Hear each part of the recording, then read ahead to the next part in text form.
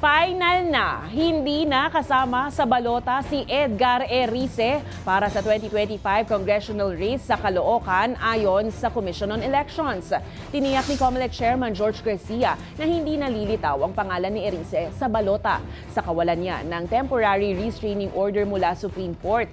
Dahil dito, tuluyan nang naging final at executory ang COMELEC on-bank resolution na nagdi-disqualify kay Erice.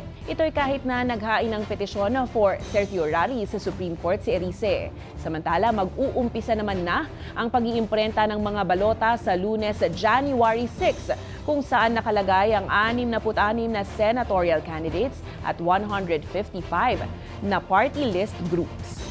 Pero hanggang ngayon po, dahil wala namang pong TR o dahil kung ngayon pa lang po pumunta, then we will proceed as such kung ano po yung nakaschedule namin na gagawin. Kung mag-iimprenta po kami, mag-start kami sa Monday, then lahat po ng mga nadesisyonan with finality ng COMELEC ay wala po ang pangalan nila sa balota unless po sabihan kami ng kataas-taasang hukuman, teka muna, pipigilan namin kayo dito sa lugar na ito, ilagay nyo o isama nyo yung pangalan ng taong yan.